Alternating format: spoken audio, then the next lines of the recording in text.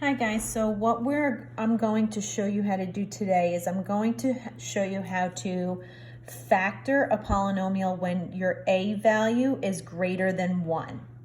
Okay, so a number greater than 1 is either like 2 or 4 or 7, anything like that, greater than 1.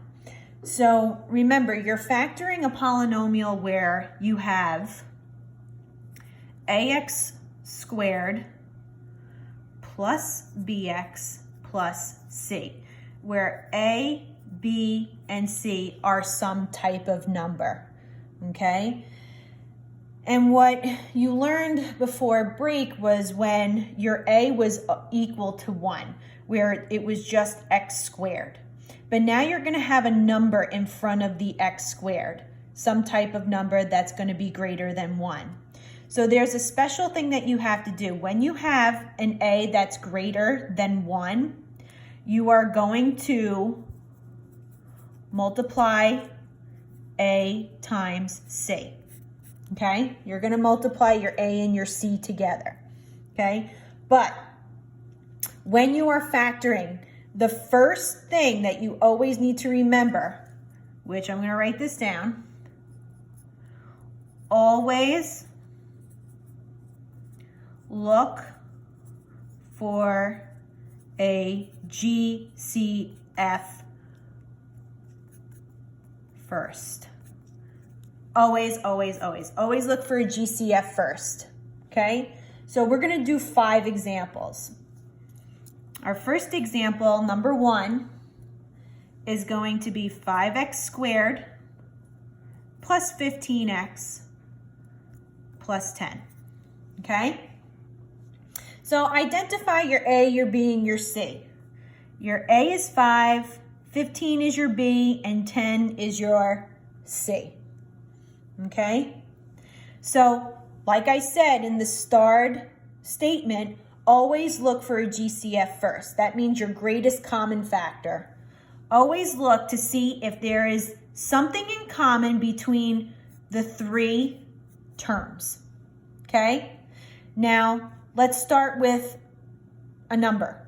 Look at the 3 numbers you have, 5, 15, and 10, okay?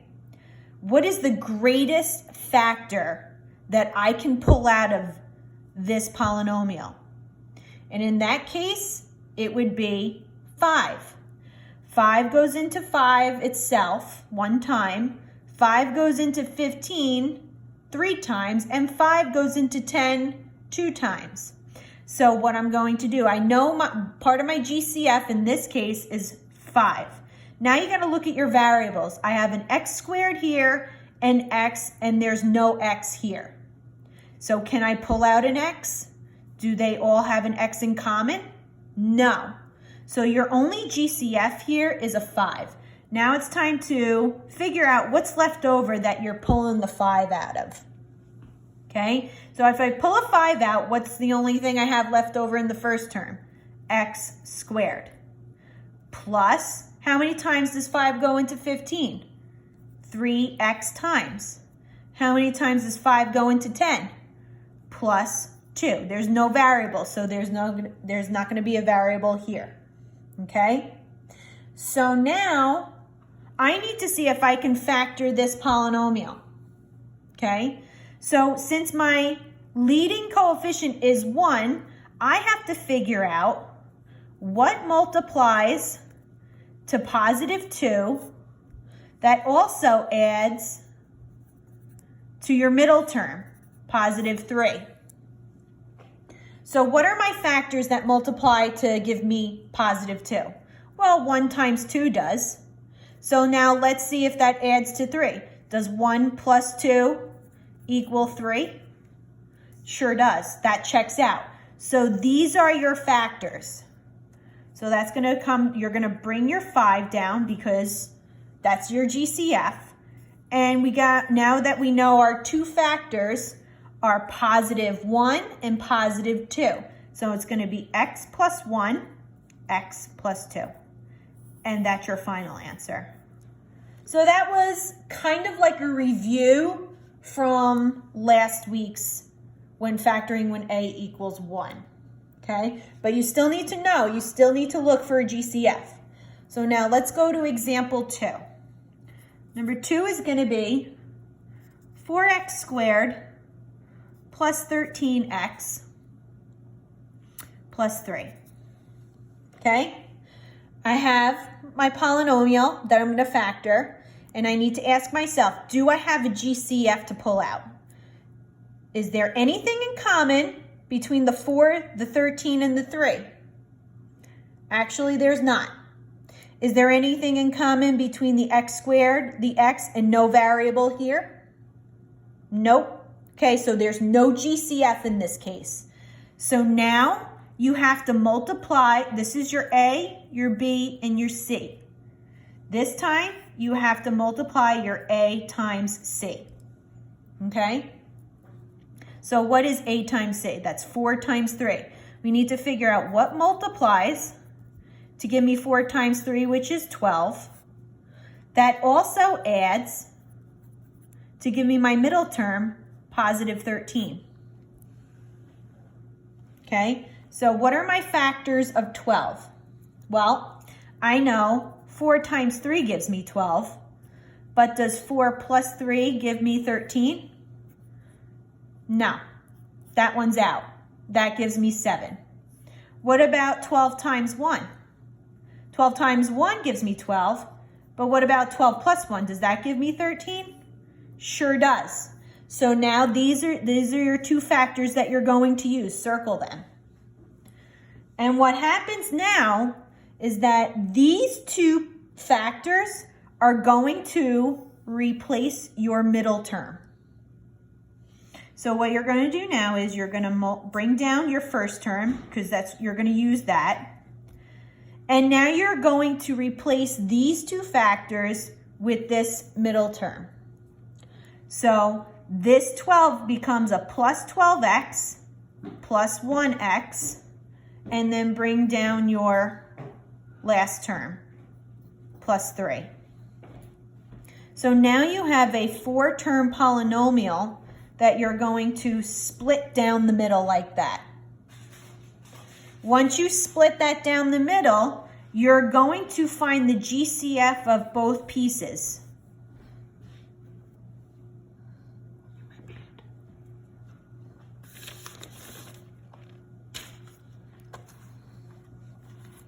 So what's the GCF between 4x squared plus 12?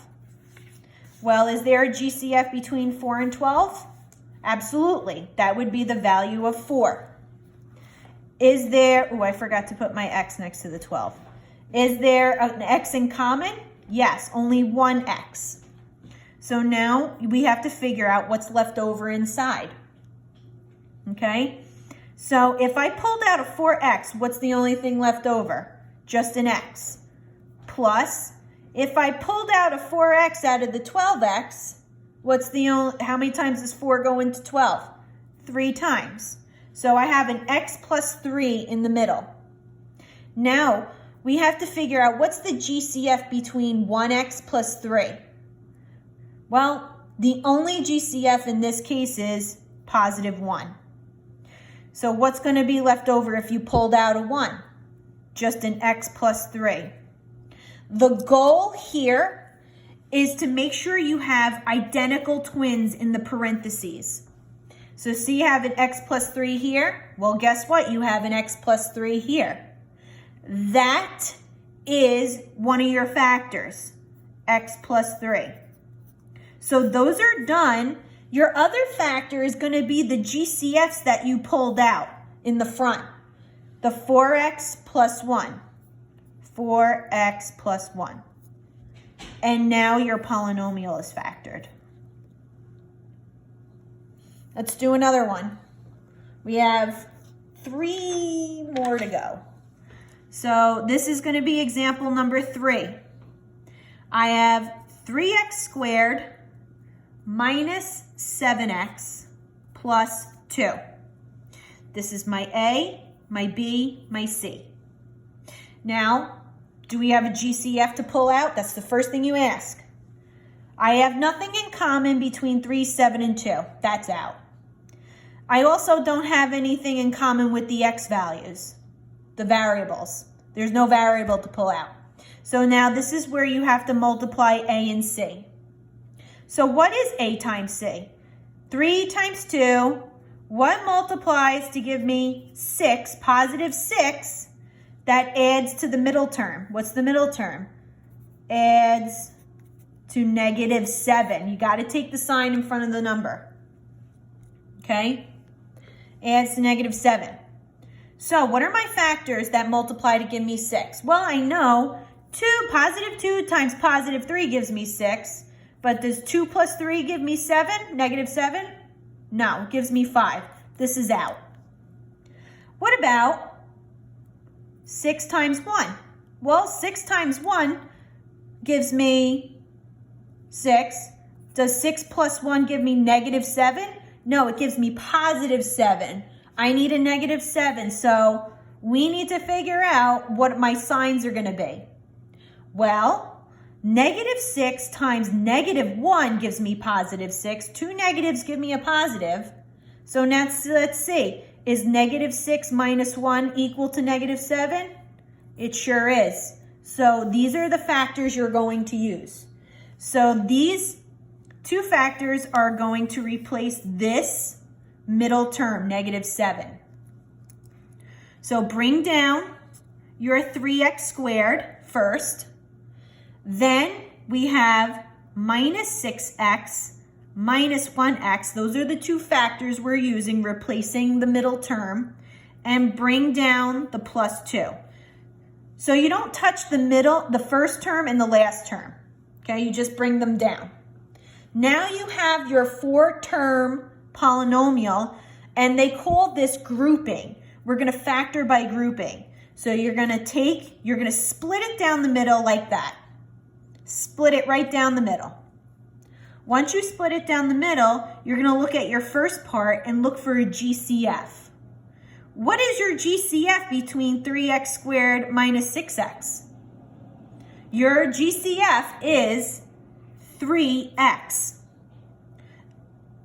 3 is your greatest common factor between the 3 and the 6, and an x to the first power is your greatest common factor between the variable. So if I'm pulling out a 3x, what's left over? X minus 2. Good. So when I look for a GCF in this second part, I need to make sure I have an identical twin here. Okay? So I have a negative 1x plus 2. When you are pulling out a GCF and your first term of this part is negative, you have to pull out the negative. So the only GCF in this case is a negative 1. What's left over? If I pull out a negative 1, I'm left with an x, but guess what? If I pull out a negative 1, this sign is going to change to a negative 2. Do I have twins? I sure do. So that's one of my factors, x minus 2. So those are done. What's my other factor? It's the GCFs that I pulled out. 3x minus 1. And that's your final answer. Okay? So now I'm going to flip over. And we're going to do example 4. Just keep practicing this stuff. So example 4 is going to be 2x squared minus 5x minus 7. Okay, so like usual, I ask myself, do I pull out a GCF first? Do I have anything in common between the 2, the 5, and the 7? Nope, I do not. Do I have a variable that I can pull out? Are they all in common? Nope. Okay, so now I'm at a point where I have to multiply here's my A, B, C. I have to multiply A times C. What is A times C? 2 times negative 7. What multiplies to give me negative 14, because that's what 2 times negative 7 is. That also adds to give me negative 5, your middle term. All right, so what are my factors that multiply to give me negative 14? Well, I know that negative 14 times positive 1 gives me negative 14, but does negative 14 plus 1 give me negative 5? No, it gives me negative 13. That's not going to work for me. Another factor, how about 2 times negative 7? 2 times negative 7 gives me negative 14. Does 2 minus 7 give me negative 5? Absolutely. This one checks out. So what does that mean? These are going to be my factors that are going to replace my middle term. Okay? So bring down your first term, 2x squared. Now let's replace. Okay? Your first factor, plus 2x minus 7x, and bring down your last term, minus 7. Just like how I have the arrows. So now you have your 4-term polynomial that you're going to split, just like that. Split right down the middle. From there, let's figure out our GCF of the first part of the split. What is the greatest common factor between the two? Well, I would pull out a 2 for sure. And what's the GCF of x squared and x? Just a plain x. Now, what's left over inside? If I pulled out a 2x, I'm only going to have 1x left over in the first term. Plus, if I pulled out a full 2x from that term, what's going to be my placeholder? 1. Okay? So now I need to get another one of these. So now I have to find a GCF of my second section here. Look, your first term is a negative. No matter what, you got to pull out that negative. But what's the greatest common factor between 7 and 7? 7. A negative 7. What's left over? X plus 1. Why did I change that to a plus? You know why? Because I pulled out a negative in the beginning. So now do I have identical twins? I do. So that's one of my factors, x plus 1. Cross those out. And what's left over? What's my leftover factor? The 2x minus 7. 2x minus 7. And that's your final answer. Okay? Now we have one last example. This is example number 5. And example number 5 is going to be negative 4x squared minus 8x plus 5. Okay.